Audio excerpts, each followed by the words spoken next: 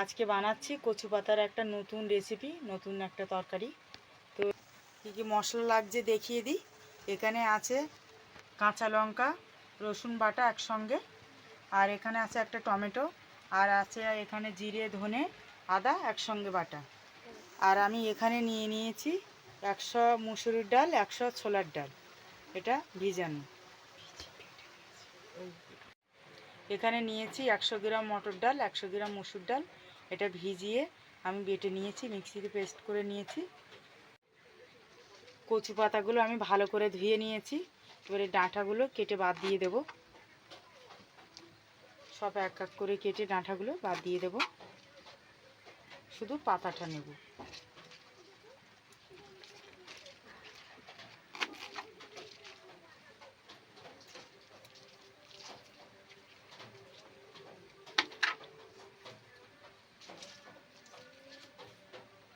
আমি একটা পাতিলেবু নিয়েছি, ছোট পাতিলেবুর রসটা আমি দিয়ে দেব পুরোটা ডালের মধ্যে।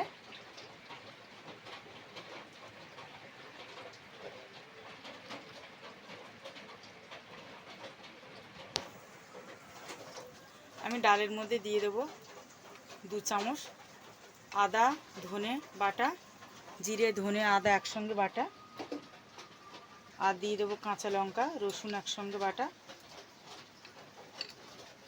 2 চামচ পুরো নয়, 2 চামচের থেকেও কম।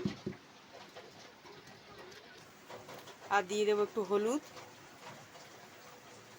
আর এখানে আমি আর একটু লঙ্কার গুঁড়ো দেব,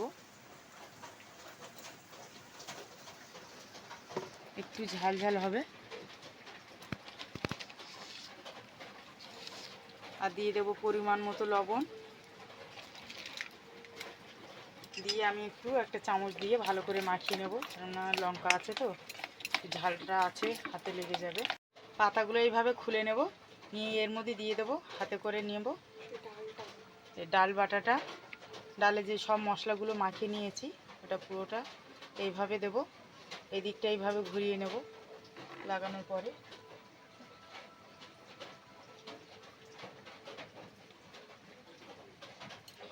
দিয়ে এইভাবে রোল করে নেব।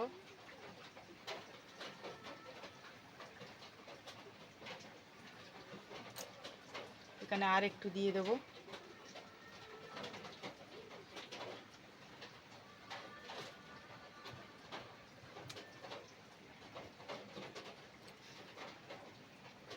এটা এইভাবে রাখবো।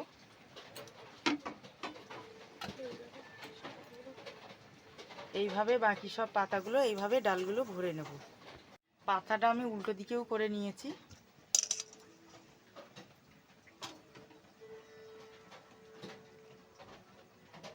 যেদিকে সুবিধা সেদিকেও করতে পারেন, লাগাতে পারেন রোলটা পাতার গায়ে, আপনাদের যেভাবে সুবিধা সেইভাবে আপনারা বানাতে পারেন। আমি একটা পাতায় এটা পিঠ উল্টে ডালটা লাগিয়েছি, খুব ভালোই লেগেছে।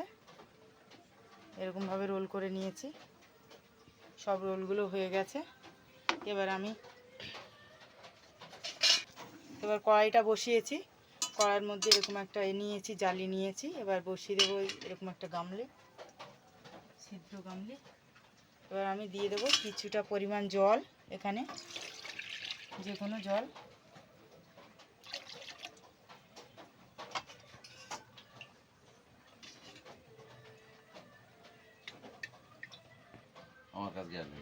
এবার গ্যাসটা গ্যাসটা এবার জ্বালিয়ে নিয়েছি। এবার বসিয়ে দেব। এই পাতাগুলো একটা একটা করে আমার 2 হাত দিয়ে ধরতে হবে।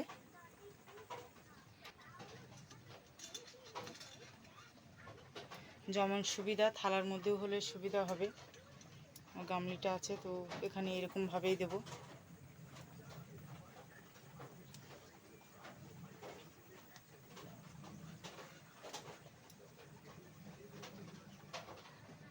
গ্যাসটা মিডিয়াম আঁচ করা থাকবে। 20 মিনিটের জন্য 20 মিনিট মতো ঢাকা দিয়ে রাখবো। এটা ভাপে 20 মিনিট সেদ্ধ হবে। আমি 20 মিনিট বলেছিলাম, তো এটা 10 মিনিটও হয়ে গেছে সেদ্ধটা, 20 মিনিটও লাগেনি। এবার নামিয়ে নেব। নামিয়ে একটা থালার মধ্যেই রাখবো, ঠান্ডাটা করতে দেব।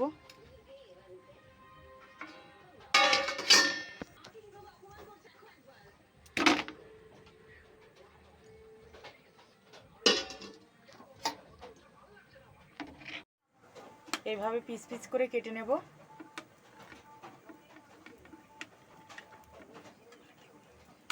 সবগুলো এইভাবে কেটে নিয়েছি। এবার এইদিকে কড়াইটা বসিয়েছি।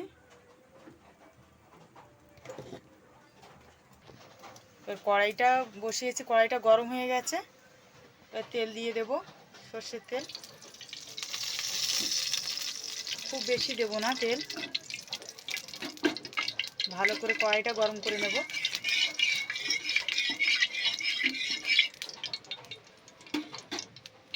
কড়াইটা গরম হয়ে গেছে, এবার আমি একটা একটা করে দেব।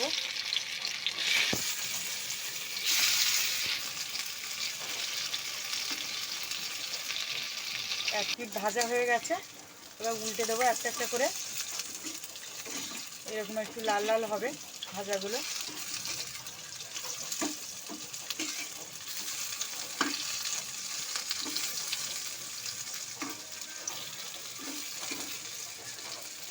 ভাজা হয়ে গেছে পিঠেও, এবার তুলে নেব। এইভাবে সবগুলো ভেজে নেব। আমি এখানে অল্প তেঁতুল জল করে নিয়েছি, গলাটা যাতে না ধরে এখন বর্ষার সময়। আর আমি এখানে নিয়েছি 2-3টে শুকনো গোটা লঙ্কা, আর দিয়ে দেবো একটু সর্ষে ফোড়ন।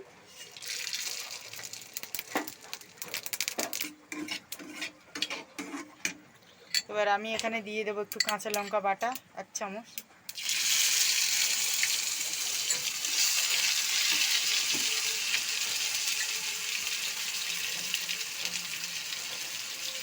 দিয়ে দেবো একটু আদা জিরে বাটা 2 চামচ।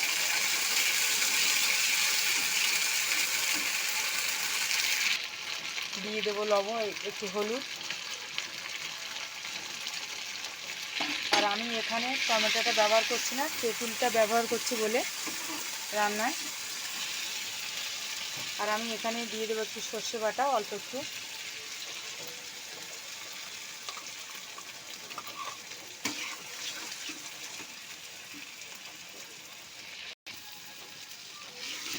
কষিয়ে নিয়েছি একটু অল্প করে। এবার দিয়ে দেবো একটু জল, অল্প জল। আমি এখানে আরেকটু জল দেব।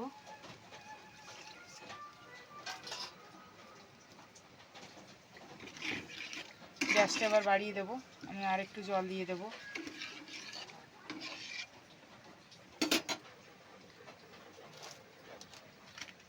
দেবো পরিমাণ মতো লবণ।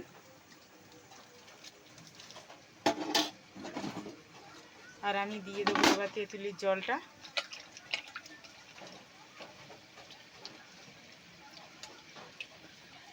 এবার দিয়ে দেবো তেঁতুলির জলটা।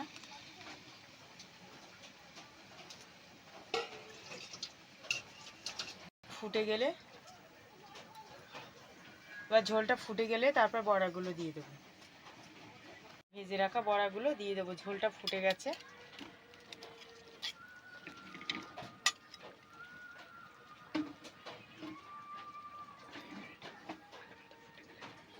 এবার এটা ভালো মতো ফুটে গেলে নামিয়ে নেব।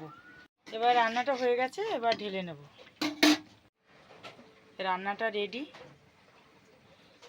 আমার বাড়ির গাছের কচুর পাতা এটা। তো আমি দেখাইনি গাছগুলো, তো এরপরে যখন তুলবো তখন দেখিয়ে দেব বাগানটা। আর আমার স্বামীর খুব পছন্দ এই রান্নাটা, এইভাবে রান্নাটা। ওই জন্য এই রান্নাটা আমি এই ধরনের বানিয়েছি।